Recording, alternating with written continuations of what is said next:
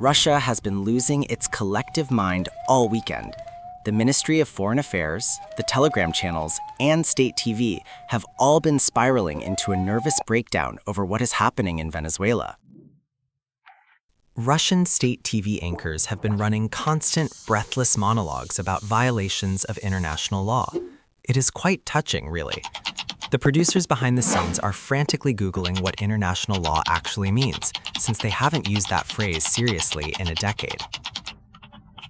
Obviously, Russia calling this a violation of sovereignty is rich.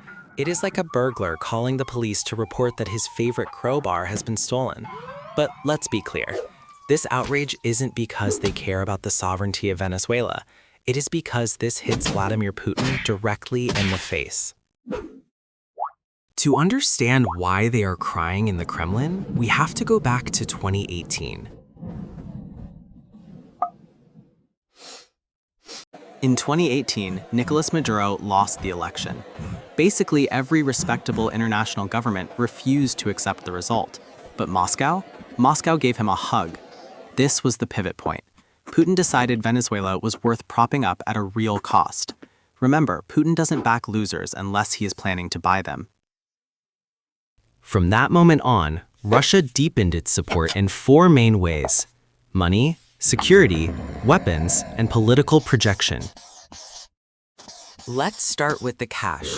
Rosneft, the Russian state oil giant, poured $9 billion into Venezuela over a 9-year period. They did this through years of loans. But let's not confuse this with charity. It was leverage. Those loans were often repaid in oil, which tied Venezuela's production directly to Russian interests.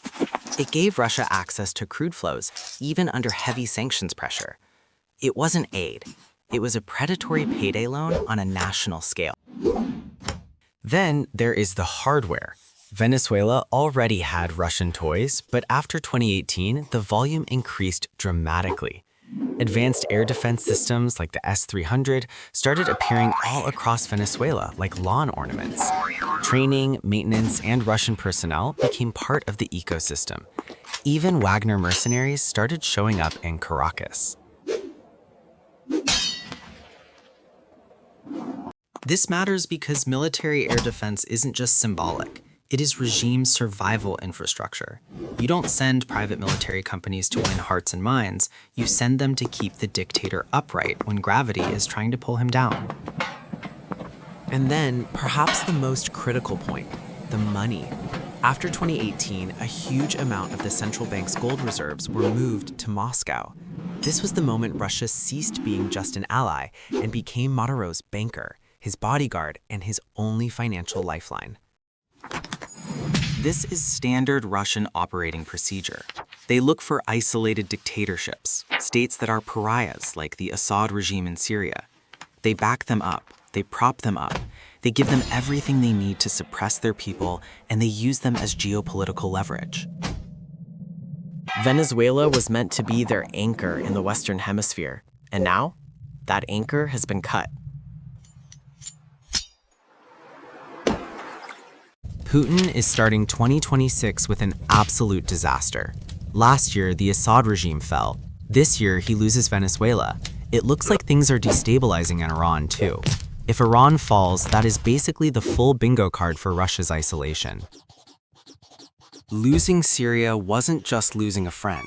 It was losing the Tartus, their only warm water port for the fleet to access the Mediterranean. Now, for Putin, this is a nightmare sequence. The Middle East is slipping. Latin America is slipping. His partners are unstable. This is what imperial overreach looks like when the credit card gets declined. Looking at 2026, Russia is fighting a grinding war in Ukraine, burning reserves and losing influence. The dictators they backed are falling. Cash pipelines are closing. Oil refineries are being hit. The shadow fleet is sinking. The myth that Putin sells that Russia is unstoppable, inevitable, and everywhere is cracking. Nothing scares the Kremlin more than precedent. If a fortified dictator like Maduro can fall, anyone can fall. So that is how it looks for Russia right now, a total, unmitigated disaster. But enough about the sad oligarchs. Let's talk about what it looks like inside Venezuela. Every video I have seen in the last couple of days has been of jubilation, of people celebrating in the streets. So I decided to reach out to actual Venezuelans, rather than relying on Twitter experts. I spoke to Laura, a Venezuelan travel influencer, to get her unfiltered opinion on the regime change. She told me, quite passionately, that it is incredible people are still criticizing what happened. She said, finally, someone has done something. Whether you like the methods or not, action was finally taken. She asks the critics simply, how would you have done it? Explain it to me. Do not tell me what you wouldn't do. Tell me what you would have done. Usually, the critics run out of arguments. They say they won't argue because they have a degree. But as Laura points out, what does a degree matter? If action is taken, they complain. If nothing is done, they complain. The truth is, they would have done nothing. She emphasized that her family has been dealing with this for 27 years. The Venezuelan people are super happy with what is happening, and frankly, that is the only thing that matters. I asked Laura about her immediate reaction to the news, considering how disconnected Western media seems to be from the reality on the ground. She said she is happier than if she had won 6,000 euros. For years, she couldn't go back to Venezuela because she speaks the truth in her videos. If Maduro is governing, it is just like Cuba. You cannot complain. If you do, you go to jail. So many people left the country just to be free, just to speak clearly. But they left their hearts behind. They left their families. Aside from the lack of freedom, the economy was insane. Everything was controlled. People were earning $3 a month. Imagine that. $3 a month. You go to a supermarket and you cannot find anything. She wanted to be clear that she is not blindly supporting everything Trump does, but she is very happy with this specific action.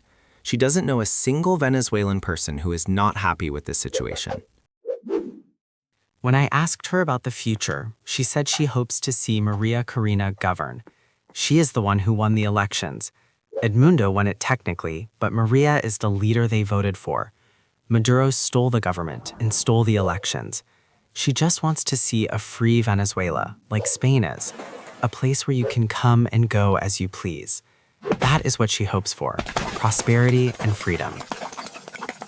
So there you have it. Russia has lost a strategic fortress, a piggy bank, and a gas station, all in one weekend. Putin's imperial overreach is colliding with reality. While Moscow panics about international law, a concept they usually treat as a suggestion, the people of Venezuela are finally planning a future that doesn't involve starving.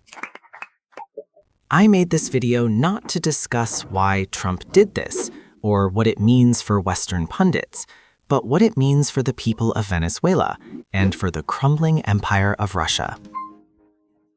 If you enjoyed this reality check, please leave a comment, hit like, and subscribe. I will see you next time.